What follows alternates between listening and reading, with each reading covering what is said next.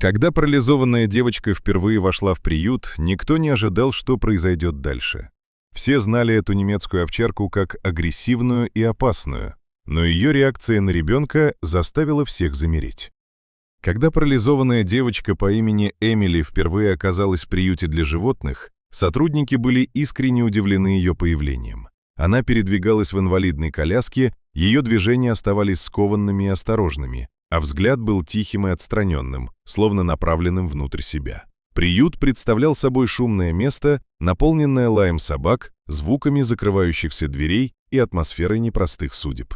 Мать привела Эмили туда с надеждой на маленькое чудо, на то, что хоть что-то сможет пробудить в ее дочери интерес к жизни и окружающему миру. Среди всех животных особое внимание сотрудников всегда привлекала немецкая овчарка по кличке Рекс. Это был сильный и умный пес, однако внутренне он был надломлен. Его нашли привязанным на цепи в заброшенном дворе, и с тех пор он практически не доверял людям. Любая попытка приблизиться вызывала у него напряжение, глухое рычание и сдерживаемую агрессию. Рекса считали опасным и неспособным к социализации. Несколько раз даже поднимался вопрос об усыплении, как о якобы гуманном решении. Когда Эмили на своей коляске въехала в вольер, где находился Рекс, сотрудники насторожились и были готовы вмешаться в любой момент. Однако дальнейшее развитие событий оказалось совершенно неожиданным. Сначала Рекс, как обычно, напрягся. Его уши настороженно поднялись, а взгляд внимательно следил за каждым движением девочки.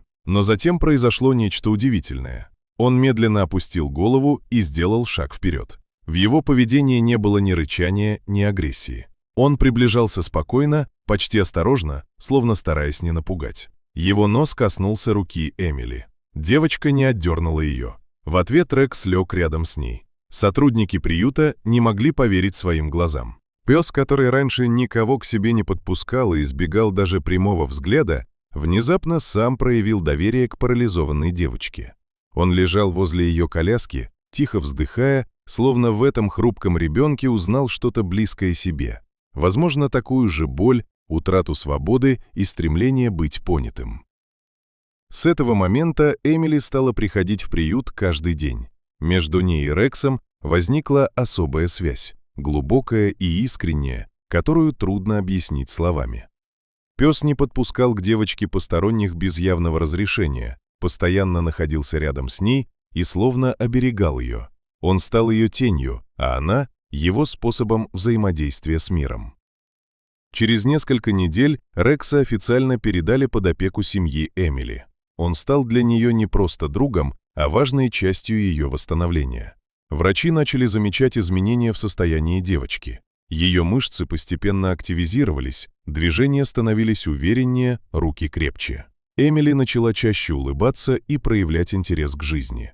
История о парализованной девочке и собаке, которую считали безнадежной, быстро распространилась по всему городу. Люди не пытались найти ей логическое объяснение, они просто принимали ее как настоящее чудо. Ведь иногда именно те, чьи души были сломлены, находят друг друга, чтобы вместе обрести целостность и силу.